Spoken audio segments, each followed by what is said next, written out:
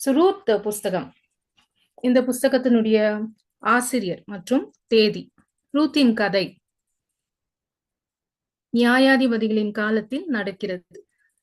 எந்த எழுத்தாளரின் பெயரிலும் இல்லை. இதை எழுதினவர் யார் என்று கூறப்படவில்லை. ஆகையால் நமக்கு தெரியாது. ஆனால் தாவீது மற்றும் அவரது வம்சாவளியை பற்றிய குறிப்பு தாவீது ராஜாவான சிறிது காலத்திற்கு பிறகு எழுதப்பட்டது என்று 2 சாமுவேல் 2:1 கூறப்படுகிறது. ரூத்தின் அமைப்பு, அந்த புஸ்தகத்தினுடைய அமைப்பு. யூதாவில் பஞ்சம் ஏற்பட்டதால் நகோமியும் அவளுடைய கணவனும் இஸ்ரேலை விட்டு மோவாபுக்கு குடிபெயர்கிறார்கள். அங்கே அவர்களுடைய மகன்கள் மோவாபிய பெண்களை கல்யாணம் செய்து கொள்கிறார்கள். நகோமியின் கணவரும் மகன்களும் இறந்த பிறகு இஸ்ரேலில் இருக்கிற தன் வீட்டுக்கு திரும்பி போக முடிவு செய்கிறார்கள். அவளுடைய மருமகள் ரூத் அவளோடு செல்ல தீர்மானிக்கிறார். நியாயாதிபதிகளின் காலத்தில் ரூத் வாழ்ந்தார். இந்த புஸ்தகத்தின் கருப்பொருள், தேவனுடைய மக்கள் அவருடைய இறையாண்மையையும் ஞானத்தையும் உடன்படிக்கையின் தயவையும் எவ்வாறு அனுபவிக்க முடியும் என்பதை ரூத் காண்பிக்கிறார். இவை பெரும்பாலும் கடினமான சூழ்நிலைகளில் வந்த மற்றவர்களின் தயவின் மூலம் வெளிப்படுத்தப்படுகின்றன. முக்கிய கருப்பொருட்கள் இந்த புஸ்தகத்தில்: 1வது, கருணை. ரூத் தன் மாமியாரான நகோமியை கவனித்துக் கொள்கிறார். தனது தாயகத்தை விட்டு வெளியேறுவதன் மூலம் அவளுக்கு இரக்கம் காட்டுகிறார். ரூத் 1:16 இதை பத்தி படிப்போம். எபேசியர் 1:10 கூட இதை பத்தி கூறப்பட்டிருக்கிறது. போவாஸ் ரூத்தை இஸ்ரேலுக்கு வரவேற்று அவருடைய உறவினர் மீட்பராக செயல்படும் போது அவளை திருமணம் செய்து கொள்ளும் போது அவளுக்கு இரக்கம் காட்டுகிறார். அவருக்கு இரக்கம் காட்டி அவர் ரூத்தை திருமணம் செய்து கொள்கிறார். மனித இரக்கம் அவருடைய மக்கள் மீது கர்த்தரின் தயவை பிரதிபலிக்கிறது இந்த புஸ்தகம். 2வதாக மீட்பு. மீட்பு தயவுடன் இணைக்கப்பட்டுள்ளது மற்றும் கதையின் மையத்தில் உள்ளது. ரூத் 2ஆம் அதிகாரம் 20ஆம் வசனத்தில் நாம் பார்ப்போம். ரூத் 1:1 புத்தகம் 2 சட்ட நடைமுறைகளை ஒன்றாக இணைக்கிறது. நெருங்கிய உறவினரால் சொத்து மீட்பு மற்றும் திருமணத்தில் விதித்தல். ஒரு உறவினரால் சொத்து மீட்பு நிலம் கொடுப்பதற்கு வெளியே இருக்காது என்று உறுதி அளிக்கப்பட்டுள்ளது. நம்ம குடும்பத்தை விட்டு வெளியே போனோம்னா அந்த சொத்து போயிடும்.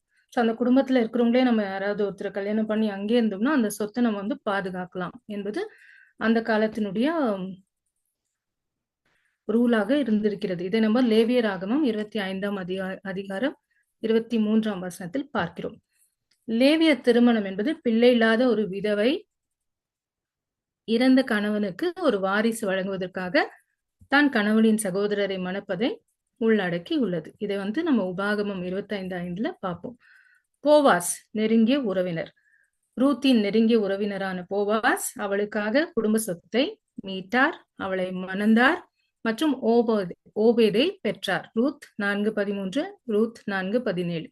ரூத்தின் இறந்த முதல் கணவரின் சொத்துக்கு வாரிசு ஆனார். அப்படியாக போவாஸ் ரூத்துக்கு வாழ்க்கை கொடுப்பார். ரூத் மற்றும் நகோமியின் அவநம்பிக்கையான நிலைமைகள் சிறப்பாக மாறியது. ரூத் 4ஆம் அதிகாரம் 13ஆம் வசனம். போவாஸ் அவர்களின் உறவினர் மீட்பராக இருக்க ஒப்புக்கொண்ட போது இதன் விளைவாக ரூத்துக்கு ஆசீர்வாதம் கிடைத்தது, திருமணம் மற்றும் தாய்மை கிடைத்தது மற்றும் நகோமி மீட்பு சமூகத்திற்கும் ஆசீர்வாதத்தையும் கொண்டு வந்தது.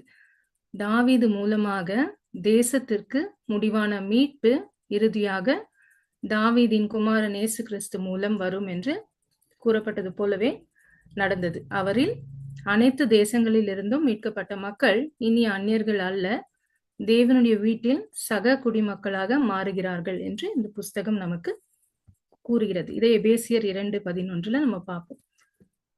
கர்த்தர் இந்த ஸ்டோரியில தலையிட்டு எப்படியாக இந்த குடும்பத்தை பாதுகாக்கிறார் என்பது நாம பார்ப்போம். நியாயாதிபதிகள்ல கூட இதை பத்தி இருக்கும். 1:1 ரூத்துக்கான பின்னணியை வழங்குகிறது. ரூத் 1:1 புத்தகத்தின் அடிப்படை நோக்கம் நகோமியின் குடும்ப வம்சாவழி அழிவிலிருந்து பாதுகாக்க ஆண்டவர் எவ்வாறு தலையிட்டார் என்பதை காண்பிக்கும். அவளுடைய கொள்ளு பேரன் தாவீது எதிர்காலம் இஸ்ரேலின் தெய்வீகமாக தேர்ந்தெடுக்கப்பட்ட ராஜா மற்றும் மெஸ்ஸியாவின் மூதாதையர் பிறக்கக்கூடும்.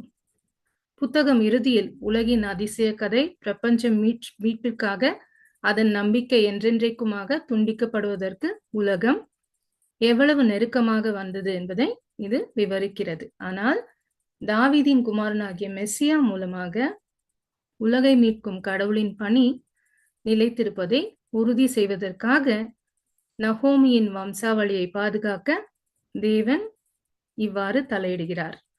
இது நம்ம மத்தேயு 1:1 கூட பார்ப்போம். இவ்வாறாக ரூத் உலகளாவிய கிறிஸ்தவர்களுக்கு ஒரு நற்செய்தி புஸ்தகமாக திகழ்கிறது. பேசிக்கலி ஒன்றுமே நம்பிக்கை இல்லை, எல்லாரும் போயிட்டாங்க, குடும்பத்துல எதுவுமே பண்ண முடியாது என்ற நிலைமையில் ஆண்டவர் மறுபடியுமாக ஒரு கணவரை கொடுத்து, குழந்தையை கொடுத்து, அந்த மாமியாருக்கும் ஒரு நல்ல மருமகளை கொடுத்து அந்த குடும்பத்தை செழிக்க செய்கிறார்.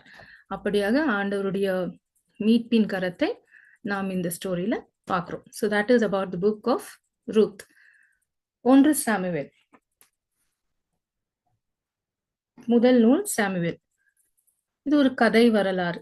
நியாயாதிபதிகளின் கடைசியானவராகிய சாமுவேல் என்பவரால் இது எழுதப்படுகிறது. ஏறக்குறைய கிமு 930 எழுதப்பட்டது.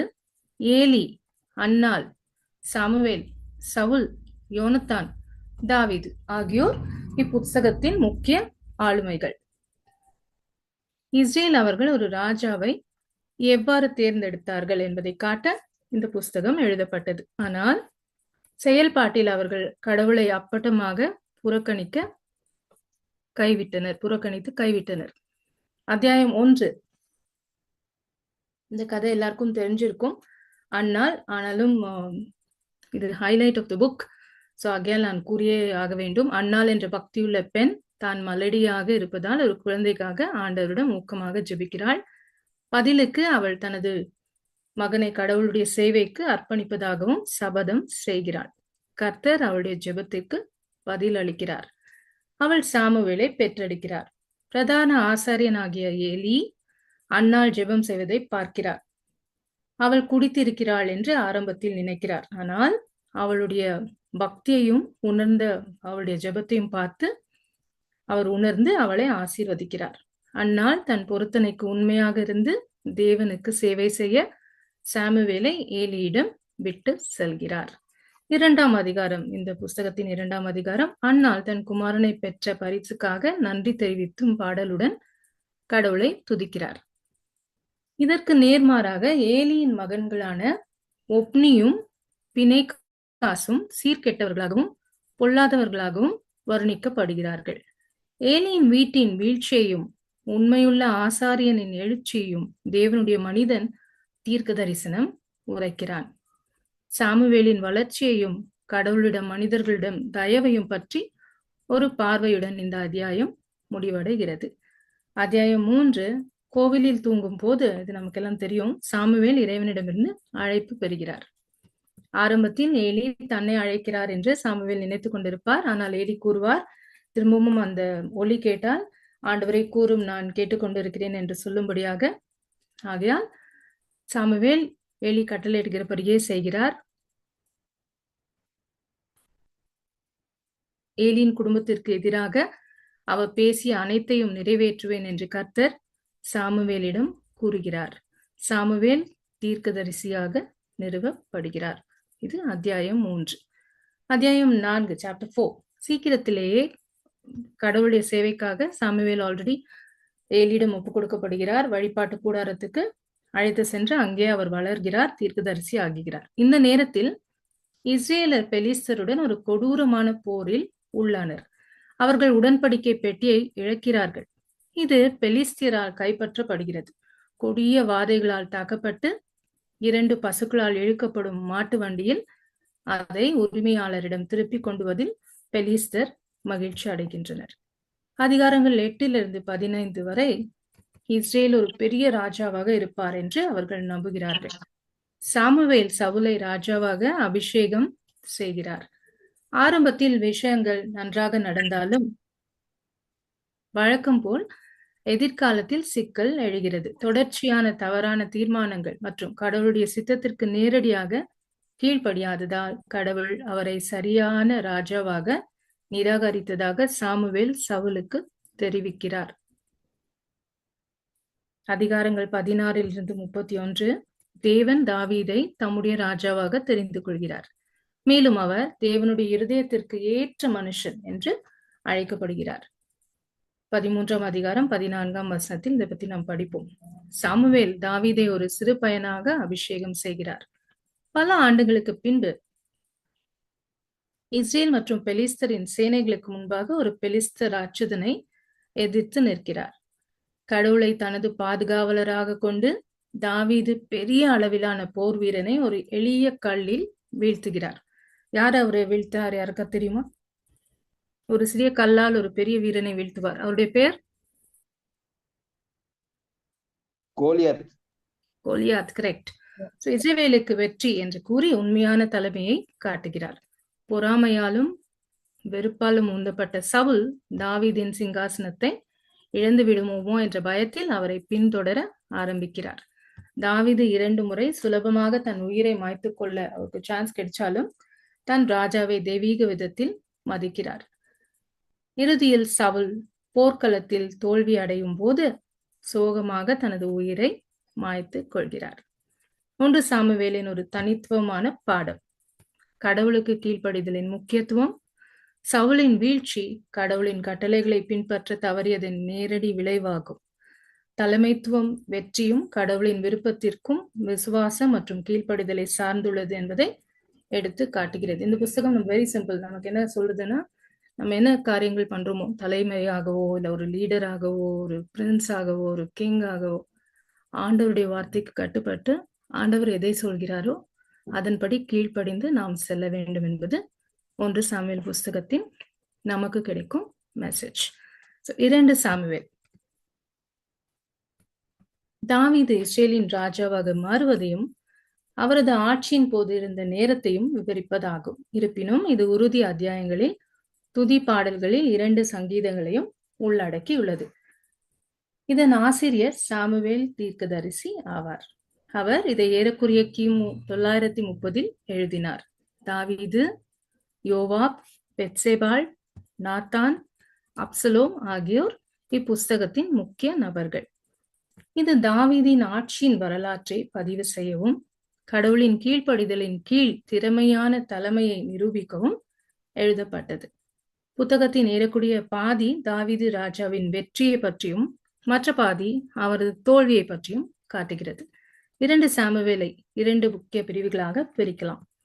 அத்தியாயங்கள் 1 - 10 வரை தாவீதின் வெற்றிகள். இந்த பகுதியில் தாவீது அதிகாரத்திற்கு வருகிறார். ராஜ்யத்தை அவர் பலப்படுத்தியது, போர் வெற்றிகள் ஆகியவற்றை விவரிக்கப்பட்டுள்ளன. முக்கிய நிகழ்வுகள் பின்வருமாறு. சவுலுக்கும் யோனத்தானுக்கும் தாவீதின் புலம்பல். சவுல் மற்றும் யோனத்தான் மரணத்திற்காக தாவீது மிகவும் துக்கப்படுகிறார். சவுல் அவரை பின்தொடர்ந்த போதிலும் தனது மரியாதையையும் வருத்தத்தையும் காட்டுகிறார். அதிகாரம் 1. தாவீது ராஜாவாகிறார். தாவீது யூதாவின் மீதும் பின்னர் இஸ்ரேல் முழுவதிலும் ராஜாவாக அபிஷேகம் செய்யப்பட்டு கோத்திரங்களை ஒன்றிணைக்கிறார். அதிகாரங்கள் 2 - 5 வரை. உடன்படிக்கை பெட்டி. அதிகாரம் 6. தாவீது பெட்டியை எருசலேமுக்கு கொண்டு வந்து அதை மத மையமாக நிறுவுகிறார். அதிகாரங்கள் 8 - 10 வரை தாவீதின் வெற்றிகள். தாவீது பல்வேறு எதிரிகளை தோற்கடித்து இஸ்ரேலின் எல்லையை விரிவுபடுத்தி சமாதானத்தை நிலைநாட்டுகிறார். அதிகாரங்கள் 11 - 24 வரை தாவீது ராஜா தனது ஆட்சியின் போது பாவம் செய்ததையும் அது இஸ்ரேல் தேசத்தை எவ்வாறு பாதித்தது என்பதையும் நாம் கவனிக்கிறோம். முதலாவதாக, திருமணமான பெத்சேபாள் என்ற பெண்ணோடு தாவீது விபச்சாரம் செய்கிறார். அவள் கர்ப்பமாகிறாள். பின்னர் பொருட்களை சரி செய்யும் முயற்சியில் அவரது கணவரை கொலை செய்கிறார். தீர்க்கதரிசியாக நாத்தான் அவரை எதிர்கொள்கிறார். தாவீது ஒரு கட்டத்தில் மனம் திரும்புகிறார். விரைவில் பிள்ளை இறந்து விடுகிறது. பிற்பாடு பத்சேபாள் சாலமோனை பெற்றெடுக்கிறாள். சாலமோன் இஸ்ரேலின் அடுத்த அரசன் ஆவார். தாவீதின் மற்றொரு குமாரனாகிய அப்சலோம் அரசை கைப்பற்ற கலக்கத்தனமான திட்டமிடுகிறார். எல்லா விதமான திட்டங்களும் போடுவார். அந்த தேசமே அதை ஆமோதிக்கும். தாவீது தனது உயிருக்கு தப்பி ஓடுகிறார். ஆனால் இறுதியில் தனது இருக்கையை மீண்டும் எடுத்து ஒழுங்கை மீட்டெடுத்து போதுமான துருப்புகளையும் வலுவான ஆதரவையும் திரட்டுகிறார். இந்த நடவடிக்கையில் கலக்கார அவரது மகன் கொல்லப்பட்டார். இப்புஸ்தகத்தின் முக்கிய குறிப்புகள். தலைமைத்துவம் மற்றும் அரசுரிமை. இந்த புஸ்தகம் ஒரு தெய்வீக தலைவரின் குணங்களை ஆராய்கிறது. தாவீதின் பலம் மற்றும் பலவீனங்களை முன்னிலைப்படுத்துகிறது. இரண்டாவதாக தெய்வீக நீதி மற்றும் இரக்கம். தாவீதின் பாவங்களின் விளைவுகளில் கடவுளின் நீதி தெளிவாக தெரிகிறது. ஆனால் தாவீதின் மறுஸ்தாபத்திலும் அவருடைய இரக்கம் காட்டப்பட்டது. அவன் மனம் திரும்பும் பொழுது ஆண்டவர் இறங்குகிறார். மூன்றாவதாக உடன்படிக்கை வாக்குறுதியும். தாவீதுடன் தேவன் செய்த உடன்படிக்கை அவருடைய சந்ததியினர் இஸ்ரேலரை ஆளுவார்கள் என்று உறுதியளித்தது ஒரு மைய கருப்பொருள் ஆகும். இந்த புஸ்தகத்தின் பாடம் நமக்கு என்ன ஒரு மெசேஜ் இந்த புஸ்தகம் கொடுக்கும் என்றால், மனம் திரும்புதல் மற்றும் கடவுளிடம் மன்னிப்பு தேடுவது. தாவீது இருதயபூர்வமாக மனம் திரும்பியதும் கடவுளுடைய இரக்கத்தில் நம்பிக்கை வைத்ததும் மனத்தாழ்மைக்கும் விசுவாசத்திற்கும் ஒரு முன்மாதிரியாக அமைந்தது. நம்முடைய தவறுகள் எவ்வளவு கடுமையாக இருந்தாலும் உள்ளபூர்வமாக மனம் திரும்பி கடவுளிடம் திரும்புவது மறுசீரமைப்பு மற்றும் புதுப்பித்தலுக்கு வழிவகுக்கும் என்பதை இந்த புஸ்தகம் நமக்கு கற்பிக்கிறது. 1 ராஜாக்கள், ஃபர்ஸ்ட் கிங்ஸ். இது ஒரு கதை வரலாறு மற்றும் தீர்க்க தரிசனம். நிறைய தீர்க்க தரிசனம் இருக்கும் இந்த புஸ்தகத்துல. ஆசிரியர் யார் என்று எழுதப்படவில்லை, எனினும் சிலர் எரேமியா தீர்க்கதரிசியை பரிந்துரைக்கின்றனர். இது கிமு 560 538 எழுதப்பட்டது. தாவீது, சாலமோன், ரெகோபியாம், எரோபியாம், எலியா, ஆகாப் மற்றும் யோசபேல் ஆகியோர் முக்கிய நபர்கள். இந்த புஸ்தகத்தின் முக்கிய நபர்கள். 1 ராஜாக்களின் புஸ்தகத்தின் நோக்கம் இஸ்ரேல் மற்றும் யூதாவின் ஆளும் ராஜாக்கள் முழுவதும் கடவுளுக்கு கீழ்ப்படியாதவர்களை வேறுபடுத்துவதாகவும், சாலமோன் இஸ்ரேலின் கடைசி ராஜாவாக ஆட்சி செய்ததையும் பின்னர் அவரது மரணத்திற்கு பிறகு ராஜ்யம் பிளவுபட்டதையும் இந்த புஸ்தகம் விவரிக்கிறது. 8வது அதிகாரத்தில் கர்த்தரிடம் ஒரு பெரிய ஜெபத்தை உள்ளடக்கியுள்ளது. ராஜாக்களின் புஸ்தகத்தின் எழுத்தாளர் பிரிவினைக்கு பிறகு வடக்கு மற்றும் தெற்கு ராஜ்யங்களின் நிகழ்வுகளை விவரிக்கிறது. அத்தியாயங்கள் 1-11 வரை சாலமோன் தனது தந்தை தாவீது இறந்த பிறகு வன்முறை முறையில் அரசனாகிறார். தாவீது சாலமோனுக்கு அவருடைய வழிகளில் நடக்க அறிவுறுத்துகிறார். 2ஆம் அத்தியாயம் 3ஆம் வசனத்தில் இதை பத்தி பார்ப்போம். சாலமோன் கடவுளிடம் ஞானத்தை கேட்கிறார். இந்த வேண்டுகோளை கேட்டு கடவுள் மிக மகிழ்ச்சி அடைந்து அதை அங்கீகரிக்கிறார். சாலமோன் தன் தகப்பனாகிய தாவீது விரும்பி தனக்கு ஆயத்தம் செய்த ஆலயத்தை உட்படுத்தி ஒரு கட்டிட வேலையை ஆரம்பிக்கிறார். எகிப்திலிருந்து புறப்பட்டு 480 ஆண்டுகளுக்கு பிறகு அவர் ஆலயத்தை கட்ட தொடங்கினார். 7 ஆண்டுகளுக்கு பிறகு கர்த்தருடைய மகிமையாகிய பெட்டி ஆலயத்திற்குள் கொண்டு வரப்பட்டது. கர்த்தருடைய மகிமை அதில் இறங்கியது. சாலமோன் ஒரு சக்தி வாய்ந்த ஜெபத்தை ஜெபித்தார். பின்னர் பலிகள் செலுத்தப்பட்டன. சாலமோன் எப்பொழுதும் ஞானமுள்ள ராஜாவாக இருந்த போதிலும் அவ்வளவாக ஞானமில்லாத காரியங்களை செய்து தன் மனைவிகளின் தெய்வங்களை வணங்கத் தொடங்கி பெண்கள் மீதான காம இச்சையால் அடக்கப்படுகிறான். அவரது வீழ்ச்சி நெருங்கிக் கொண்டிருந்தது. அதன் பிறகு அவர் சிறிது நேரத்தில் இறந்தார். இது சாலமோனுடைய ஸ்டோரி. 12-22 அத்தியாயங்கள் ஒன்றுபட்டு இஸ்ரேலின் ராஜ்யத்தின் முடிவின் தொடக்கத்தை காட்டுகின்றன. கடினமான முடிவுகளை எடுக்கும் தேசம் தவறான ஒன்றை தேர்ந்தெடுக்கிறது. கிமு 931 ராஜ்யம் வடக்கு மற்றும் தெற்கு என 2ஆக பிரிந்தது. சாலமோனின் குமாரன் ரெகோபியாம் அரசனாகிறான். ராஜ்யத்தை சுதந்தரிக்கிறான். அதிக வரிகளை அமல்படுத்துவதில் விடாபிடியாக இருக்கிறான். வடக்கு கோத்திரத்தார் கலகம் செய்கிறார்கள். எரோபியாம் இஸ்ரேலின் அரசனாக முடிசூட்டப்படுகிறான். 10 கோத்திரங்கள் வட இஸ்ரேல் ராஜ்யமாகவும் யூதா மற்றும் பென்யமீன் ஆகிய 2 கோத்திரங்கள் தென்புற யூதா ராஜ்யமாகவும் மாறியது. தீய அரசனாக ஆகாவை விக்கிரக வழிபாட்டில் இருந்து திரும்பி கர்த்தரிடம் திரும்பும்படி எச்சரித்த தேவன் தம்முடைய தீர்க்கதரிசியாகிய எலியாவை எழுப்புகிறார். இந்நேரத்தில் எலியா வருவார். இதுதான் இந்த நூலின் சுருக்கம். ஆனால் இந்த புஸ்தகத்தில் 2 முக்கியமான சம்பவங்கள் இருக்கின்றன. அதை கூற நான் விரும்புகிறேன். முதலாவது அதிகாரம் 17 எலியாவும் விதவையும். ஆகாபின் துன்மார்க்கத்தனத்திற்கு பதிலடியாக எலியா தீர்க்கதரிசி வறட்சியை அறிவிக்கிறார். கடவுள் எலியாவை கவனித்துக் கொள்கிறார். அவருக்கு உணவளிக்க காகங்களை அனுப்புகிறார். பிற்பாடு சாரிபாத்தில் உள்ள ஒரு விதவையுடன் அவரை வழி நடத்துகிறார்.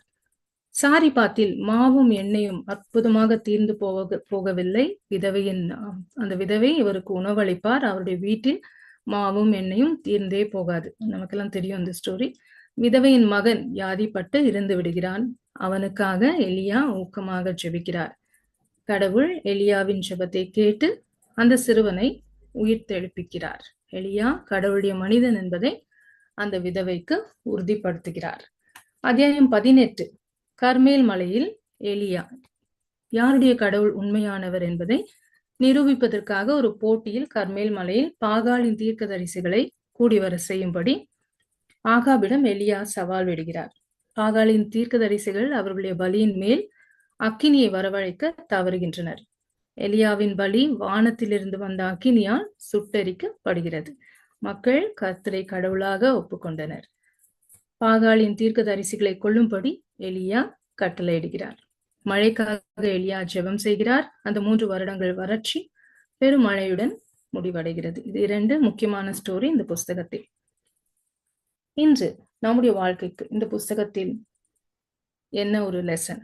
1 ராஜாக்கள் அரசர்கள் புஸ்தகம் நமக்கு பல பாடங்களை கற்பிக்கிறது. நாம் வைத்திருக்கும் நிறுவனத்தை பற்றி ஒரு எச்சரிக்கை காண்கிறோம். குறிப்பாக நெருங்கிய தொடர்புகள் மற்றும் திருமணம் குறித்து சாலமோனை போலவே அந்நிய பெண்களை கல்யாணம் செய்த இஸ்ரேலின் ராஜாக்கள் தங்களையும் தாங்கள் ஆட்சி செய்த மக்களையும் தீமைக்கு வெளிப்படுத்தினார்கள். தேவனுடைய பிள்ளைகளாகிய நாம் யாரை நண்பர்களாக வைத்திருக்கிறோம்? வியாபார கூட்டாளிகளாக வைத்திருக்கிறோம்? வாழ்க்கை துணைவர்களாக யாரை நாம் தேர்ந்தெடுக்கிறோம் என்பதில் மிக மிக கவனமாக இருக்க வேண்டும் என்பது ஆண்டவர் நமக்கு கூறும் ஒரு மெசேஜ். 1 கொரிந்தியர் 15:33 இதை பற்றி இருக்கும். ஏமாந்து போகாதே, கெட்ட சகவாசம் நல்ல குணத்தை கெடுக்கும். நாம் நல்லவராக இருப்போம், நம்முடைய ஃப்ரெண்ட்ஸ்னால நமக்கு கெட்டு போவோம். ஆகையால் ஆண்டவருடைய வார்த்தையின்படி நல்லவர்களோடு சேர்ந்து இருக்க வேண்டும், ஆண்டவருடைய வார்த்தையோடு இணைந்து இருக்க வேண்டும் என்று. வனாந்தரத்தில் எலியாவின் அனுபவம் ஒரு மதிப்புமிக்க பாடத்தை கற்பிக்கிறது. கர்மேல் மலையில் பாகாலின் 450 தீர்க்கதரிசிகளை அவர் நம்ப முடியாத வெற்றியை பெற்ற பிறகு யோசேபேல் அவரை துரத்தி சென்று தனது உயிரை காப்பாற்றிக் கொள்ள ஓடிப்போன போது அவரது மகிழ்ச்சி துக்கமாக மாறியது. இத்தகைய மலை உச்சி அனுபவங்களை தொடர்ந்து பெரும்பாலும் ஒரு தளர்ச்சியையும் மனசோர்வையும் பின்தொடரக்கூடிய மனசோர்வையும் ஊக்கமும் நமக்கு ஏற்படுத்துகின்றது. கிறிஸ்தவ வாழ்க்கையில் இந்த வகையான அனுபவத்திற்காக நாம் ஜாக்கிரதையாக இருக்க வேண்டும். ஆனால் நம்முடைய தேவன் உண்மையுள்ளவர், ஒருபோதும் நம்மை கைவிட மாட்டார் என்பது இந்த புஸ்தகத்திலிருந்து, இந்த கதைகளிலிருந்து நமக்கு தெரிய வருகிறது.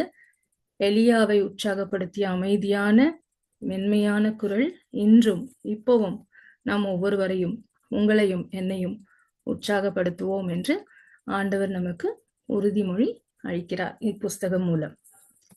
லாஸ்ட் புஸ்தகம் 2 அரசர்கள். பிரிவு மற்றும் வீழ்ச்சி ராஜாக்களின் கதையை தொடர்கிறது. இஸ்ரேல் மற்றும் யூதாவின் பிரிக்கப்பட்ட ராஜ்யங்களின் வரலாறை விவரிக்கிறது. தீர்க்க தரிசனம் ஊழியம். எலியா மற்றும் எலிசா போன்ற முக்கிய தீர்க்க தரிசிகள் முக்கிய பாத்திரங்களை வகிக்கின்றனர். எலியா ஒரு சுறாவளியில் பரலோகத்திற்கு கொண்டு செல்லப்படுகிறார்.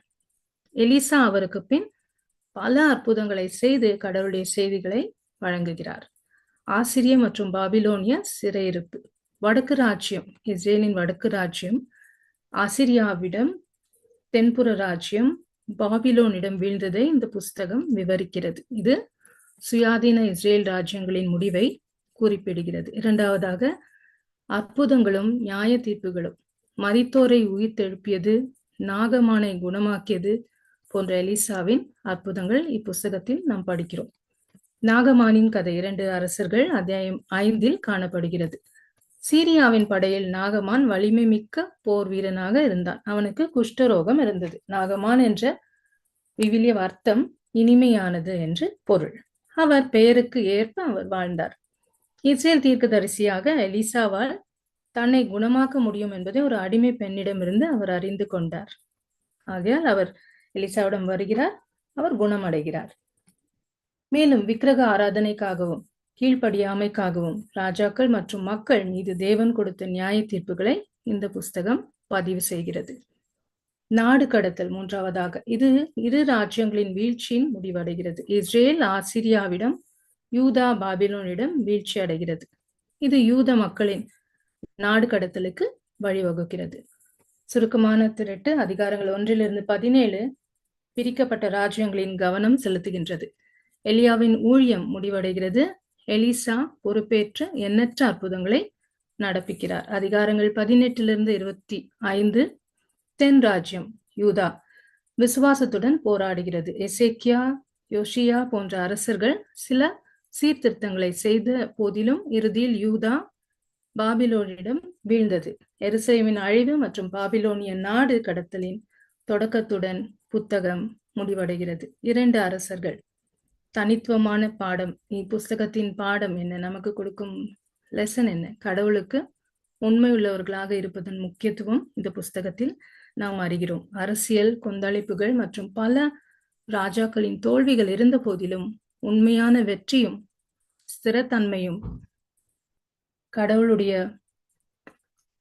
கட்டளைகளுக்கு கீழ்ப்படிவதிலிருந்து வருகின்றது என்பதை இந்த புஸ்தகம் வலியுறுத்துகிறது. மக்களை விசுவாசத்திற்கு திரும்ப அழைப்பதில் தீர்க்கதரிசிகளின் பங்கு இந்த பாடத்தை அடிக்கோடிட்டு காட்டுகிறது.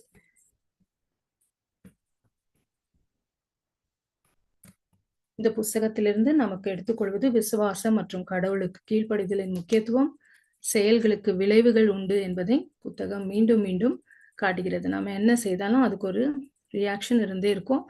தீர்க்கதரிசிகள் இஸ்ரேலையும் யூதாவையும் மனம் திரும்பி கடவுளிடம் திரும்பும்படி எச்சரித்தனர். ஆனால் அவர்களின் தொடர்ச்சியான கீழ்ப்படியாமையால் கடவுளுடைய வழி நடத்துதலை புறக்கணித்து தவறு செய்வதில் விடாப்பிடியாக இருப்பது கடுமையான விளைவுகளுக்கு வழி நடத்தும் என்பதை இது நமக்கு கற்பிக்கிறது. ஆண்டவருடைய வார்த்தைக்கு கீழ்ப்படியவும், இப்படியாக ஆண்டவருடைய வார்த்தைகளை நாம் வாசிக்கும் பொழுதோ, கேட்கும் பொழுதோ, தெரிந்து கொள்ளும் போதோ அதை பற்றி கொஞ்சம் தியானிக்கவும், ஆண்டவர் நமக்கு என்ன கூறுகிறார், பர்சனலாக எனக்கு என்ன மெசேஜ் கொடுக்கிறார் என்று ஒரு நிமிஷம் நாம் அதை தியானித்து அதன்படி வாழ ஆண்டவருடைய கிருபை கோருவோம். So that is about the keynotes for today. நன்றி. அண்ட் கொஞ்சம் கேள்விகள், நமக்கு டைம் 3-4 நிமிஷம் தான் இருக்கும். ரூத் புஸ்தகம் ஓபன் பண்ணுங்க. 1ஆம் அதிகாரம் 20ஆம் வசனம்.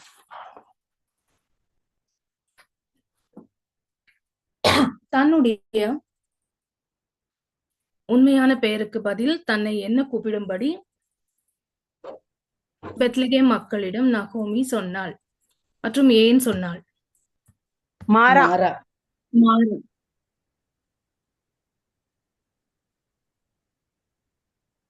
மாறா என்று அழைக்கும்படி சொன்னார்.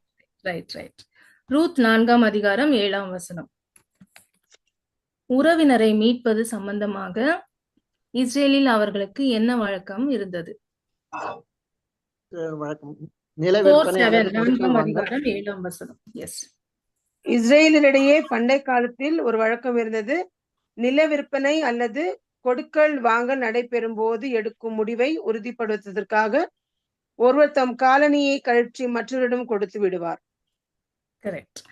1 சாமுவேல் 1ஆம் அதிகாரம் 5ஆம் வசனம். அன்னாளின் கருப்பையை அடைத்தது யார்? 1 சாமுவேல் 1:5.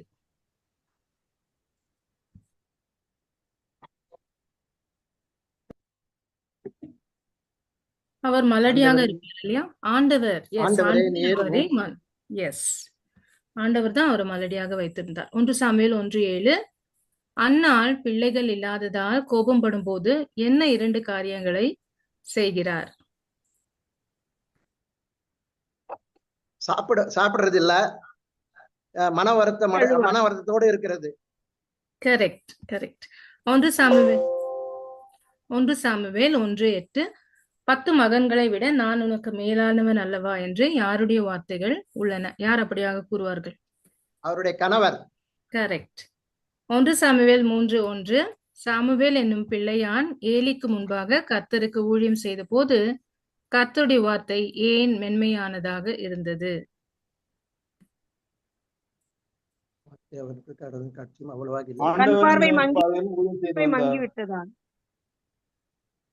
சிறுவன் சாமுவேல் ஏலியின் மேற்பார்வையில் ஆண்டவருக்கு ஊழியம் செய்து வந்தான்.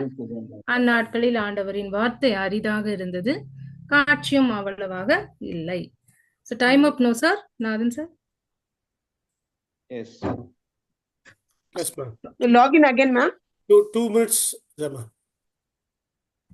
இல்ல க்ளோஸ் பண்ணிடலாம். Okay, last question. 1 சாமுவேல் 4:4. உடன்படிக்கை பெட்டி எதற்கு இடையில் சீலோவில் உள்ள ஆசாரிப்பு கூடாரத்தில் குடியிருந்தது? 1 சாமுவேல் 4:4. கெருபுகளின் மீது வீற்றிருக்கும் படைகளின் ஆண்டவரது உடன்படிக்கை பெட்டி அங்கிருந்து கொண்டு வர செய்தனர். கெருபுகளின் மேலது ஏலின் இரு புதல்வரும் ஒப்பினியும் பினகாசும் கடவுளின் உடன்படிக்கை பெட்டியோடு இருந்தனர். ஆமென். ஐயோ, டக்கு டக்குன்னு ஆன்சர் பண்றீங்க சார். சூப்பர் எது நீங்க கேட்டீங்க? 4 தானே? Super super, very nice. So we will close, time up. So last ஒரு நிமிஷம் நீங்க ஏதாச்சும் சொல்லணும்னா சொல்லுங்க. Nathan sir, you want to say something? நீங்க வந்தது மிக்க மகிழ்ச்சி சிஸ்டர். Thank you thank you.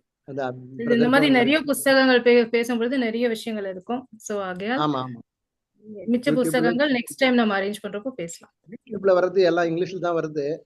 தமிழ்ல வந்தா கூட இன்னும் நல்லா புரியும் நம்மளுக்கு. 3வதாக நீங்களும் எவ்வளவு கஷ்டப்படுங்க மேட்டாசனத்துல. இப்ப எங்க இதுலயும் எங்களுடைய எல்லா வாசகர்களும் ஒத்துழைப்பு கொடுத்து வந்து படிக்கிறாங்க. நீங்களும் எங்களுக்காக ஜெபிங்க, நாங்களும் உங்களுக்காக ஜெபிக்கிறோம். நன்றி அப்பா, தேங்க்யூ. ராணி மேம், நெக்ஸ்ட் டைம் நம்ம நிறைய கொஸ்டின்ஸ் வச்சுக்கலாம். இன்னைக்கு Sure, time ma'am. up.